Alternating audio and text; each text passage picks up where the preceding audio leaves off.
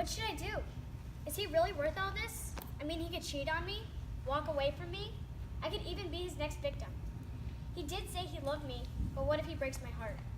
I guess the real question is, do I love him? Maybe I should tell you the whole story first. I live in the valley near the Mediterranean Sea.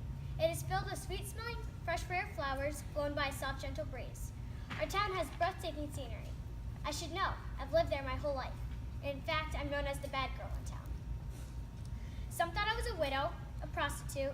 Some even said I had a heart as dark as hell. Still others said I was beautiful, charming, even flirtatious. Or maybe I just used those things to cover up that I was just broken with sadness, insecurity, and low self-esteem. I had a way with men, wealthy men of course, hoping they would give me a better life than what I already had. But I always seemed to end up with the wrong man, which brought me to the question, do I love him? He was the whole package, handsome, a jokester, and physically strong. Besides his weakness for women, he was everything I wanted. The only problem was he was our town's enemy. He destroys our homes and vineyards. He set fire to our wheat fields by devilishly tying torches to foxtails and letting them run wild. He murdered many of our brave soldiers with a jawbone of the donkey. The man even killed a ferocious animal with his bare hands. Even though he was from Jerusalem and talked about his God more than I cared to hear, he chose to love me.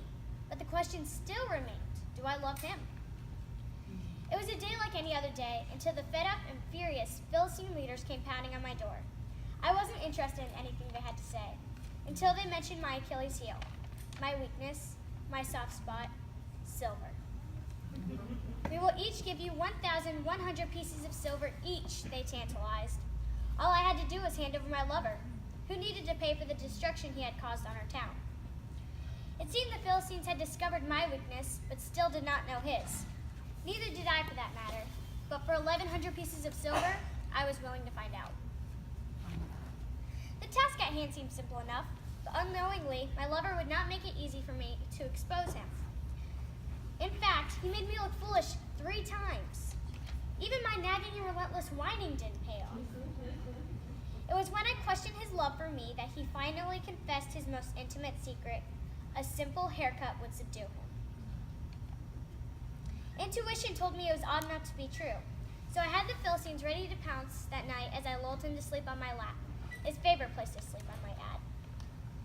Once he had slept into peaceful slumber, I called a man to shave his head. I couldn't help but giggle. He looked so ridiculous without hair.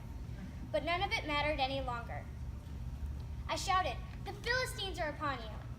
As they grabbed my lover, whatever guilt I felt for the only man who had ever loved me quickly vanished as I slipped away with silver in hand, never to be seen again.